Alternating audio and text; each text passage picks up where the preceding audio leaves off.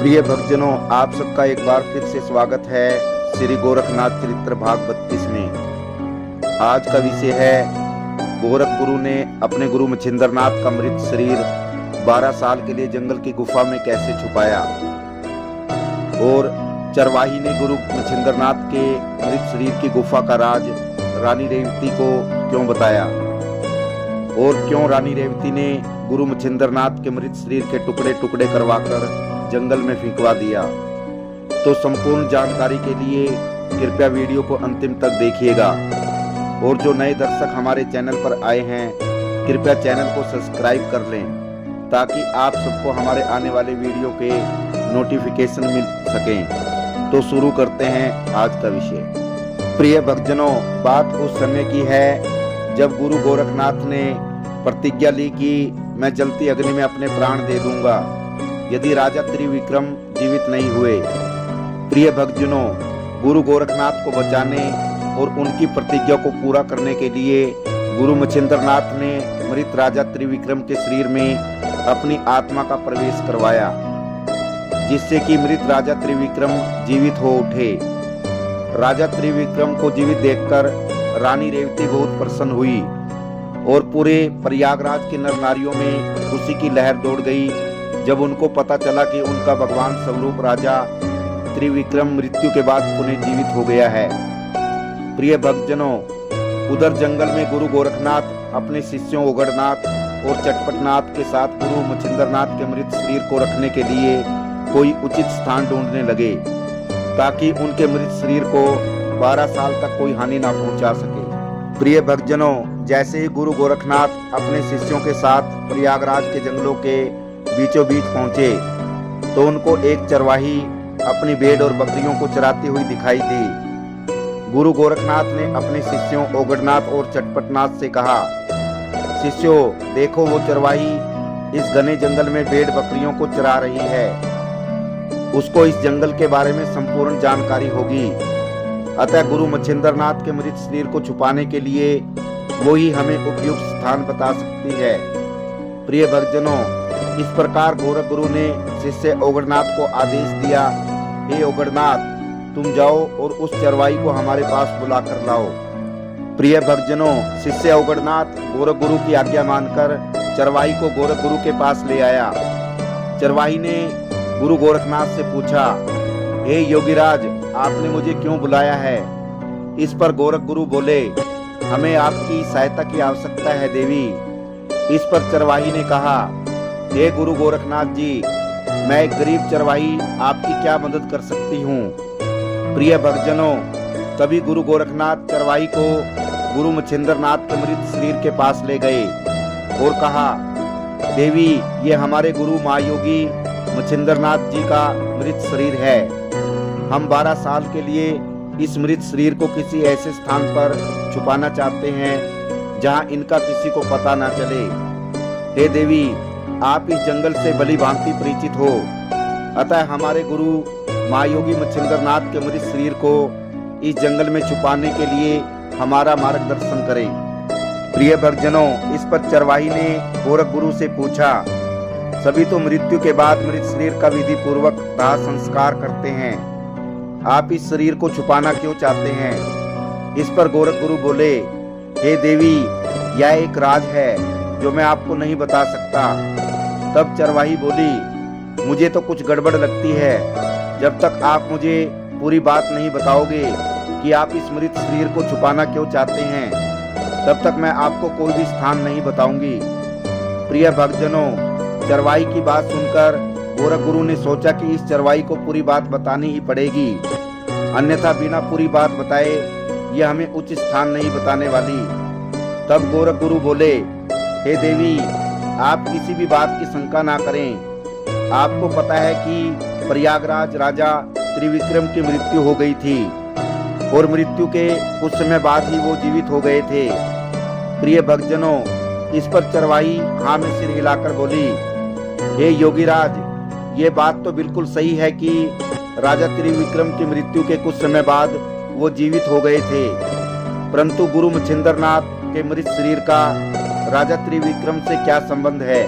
प्रिय भक्तजनों, इस पर गोरख गुरु बोले, हे देवी, मृत्यु के बाद राजा त्रिविक्रम की आत्मा ब्रह्म में लीन हो गई थी और वो मर चुके थे, परंतु हमारे गुरु मच्छिंद्रनाथ जी ने अपनी आत्मा का राजा त्रिविक्रम के मृत शरीर में प्रवेश करा उनको पुनः जीवित कर दिया है।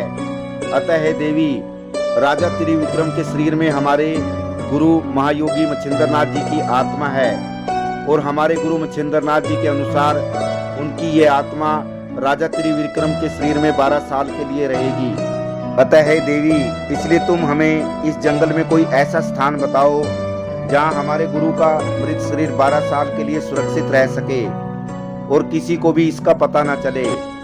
प्रिय भक्तजनों, इस प्रकार गोरख गुरु की संपूर्ण बात सुनकर चरवाही बोली, हे गुरु गोरखनाथ जी, यहाँ जंगल में कुछ ही दूरी पर एक गुफा है जहाँ कोई भी नहीं आता जाता, अतः आप गुरु मच्छिंद्रनाथ जी का मृत शरीर वहाँ पर सुरक्षित रख सकते हैं। परंतु गुरुदेव, ये तो बताइए कि 12 साल तक यह शरीर सुरक्षित रहेगा? आम आदमियों का शरीर तो मृत्यु के कुछ दिनों बाद ही बदबू देने लगता है और गलने सड़ने लगता है, क्या इनका शरीर इतने समय तक सुरक्षित रहेगा? प्रिय भक्तजनों, इस पर गोरख गुरु बोले, हे देवी, हमारे गुरु महायोगी मच्छिंद्रनाथ जी कोई साधारण मनुष्य नहीं है, वो एक तपस्वी हैं और उनका ये तपस्वी शरीर सदा के लिए ऐसा का ऐसा ही बना रहेगा। आप इसकी चिंता छोड़ दो और हमें गुफा तक ले जाओ। प्रिय भक्तजनों, इस प्रकार चरवाही की मदद से गोरख गुरु और उनके शिष्यों ने गुरु मच्छिंद्रनाथ जी का मृत शरीर उस गुफा में रख दिया और चरवाही से इस बात का वचन लिया कि वो यह राज अपने जीते जी किसी को नहीं बताएगी। इसके पश्चात गुरु गोरखनाथ अपने गुरु मच्छिंद्रनाथ यानी राजा त्रिविक्रम से मिले और कहा कि गुरुदेव, आप अपने मृत शरीर की चिंता न करें, उसको हमने सुरक्षित स्थान पर इस जंगल की एक गुफा में रख दिया है। अतः हे गुरुदेव, मैं तीर्थ यात्रा पर जाना चाहता हूँ, क्योंकि आप तो राजा त्रिविक्रम के शरीर में 12 साल रहकर अपने धर्म कर्म का पालन करेंगे। उस समय में यहाँ पर क्या करूँगा? गुरुदेव, मैं 12 साल से पहले ही आ जाऊँगा, जब आप अपने शरीर में पुनः प्रवेश करेंगे। तो प्रिय भक्तजनों, इस प्रकार गुरु गोरखनाथ जी अपने गुरु मच्छिंद्रनाथ जी से आज्ञा ले अपने शिष्यों संग तीर्थ यात्रा पर चले गए और उधर गुरु मच्छिंद्रनाथ भी राजा त्रिविक्रम के शरीर में रहकर अपने धर्म कर्म का पालन करने लगे। कुछ समय पश्चात रानी रेवती की सूनी गोद भर गई। उन्होंने एक सुंदर पुत्र को जन्म दिया, जिसका नाम धर्मनाथ रखा गया। सारी प्रयागराज नगरी बालक धर्मनाथ के जन्म पर खुशी से झूम रही थी। राजकुमार के 5 वर्ष के होने की खुशी में रानी रेवती एक दिन उसी जंगल में स्थित एक शिवालय में पूजा करने गई और भगवान शिव की पूजा करते हुए कहने लगी, हे भोलेनाथ, आपकी माया अपरंपार है, आपके आशीर्वाद से मेरे जीवन में खुशियां ही खुशियां हैं। प्रिय भक्तजनों, रानी रेवती भगवान भोलेनाथ से प्रार्थना करते हुए कहने लगी, हे भगवान, पहले तो आपने मेरे मृत पति के शरीर में प्राण डालकर उन्हें नया जन्म दिया और फिर मेरी सूनी गोद पुत्र से भर दी। अतः हे भोलेनाथ, अब तो मेरी यही अंतिम इच्छा है कि मैं सदा सुहागन रहूं और मेरी मृत्यु मेरे पति से पहले ही हो। प्रिय भक्तजनों, रानी रेवती की ये सारी बातें उसी जंगल में वो चरवाही सुन रही थी। रानी रेवती की इन बातों को सुनकर वो चरवाही जोर जोर से हंसने लगी। इस पर रानी रेवती क्रोध में भरकर चरवाही से बोली, हे चरवाही, तुम क्यों हंसी, जबकि इसमें कोई हंसने की बात तो थी ही नहीं। प्रिय भक्तजनों, चरवाही हाथ जोड़कर घबराकर बोली, महारानी, मुझे तो वैसे ही हंसी आ गई, कृपया आप मुझे क्षमा करें। प्रिय भक्तजनों, इस पर रानी रेवती बोली, क्षमा तो हम तुम्हें तब करेंगे जब तुम हमें अपने हंसने का सही कारण बताओगी, अन्यथा तुम्हें मृत्यु दंड दिया जाएगा।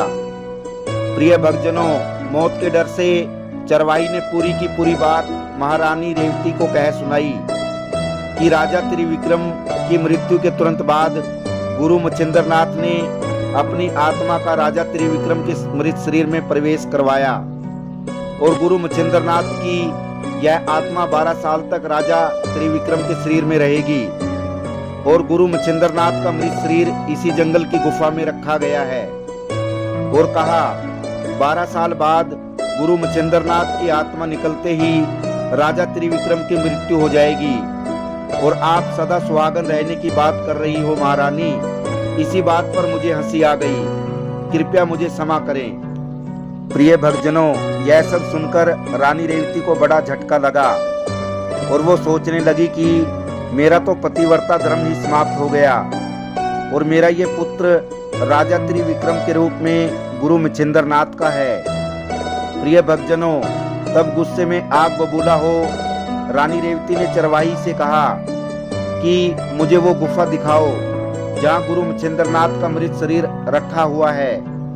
प्रिय भक्तजनों, इस प्रकार चरवाही ने मृत्यु के डर से रानी रेवती को वो गुफा दिखा दी और तब रानी रेवती ने सैनिकों को बुला आदेश दिया कि गुरु मच्छिंद्रनाथ के मृत शरीर के टुकड़े टुकड़े करके जंगल में फेंक दो, जिससे कि उनकी आत्मा दोबारा इस शरीर में प्रवेश ही ना कर सके और राजा त्रिविक्रम हमेशा के लिए जीवित रहें। प्रिय भक्तजनों, इस प्रकार रानी रेवती का आदेश मान सैनिकों ने गुरु मच्छिंद्रनाथ के मृत शरीर के टुकड़े टुकड़े करके जंगल में फेंक दिए।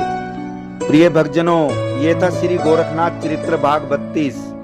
आगे की कहानी के लिए कृपया श्री गोरखनाथ चरित्र भाग 33 जरूर देखिएगा और यदि ये वीडियो आपको पसंद आया हो तो वीडियो को शेयर करना और चैनल को सब्सक्राइब करना। आप सभी दर्शकों का धन्यवाद। जय श्री गोरखनाथ जी।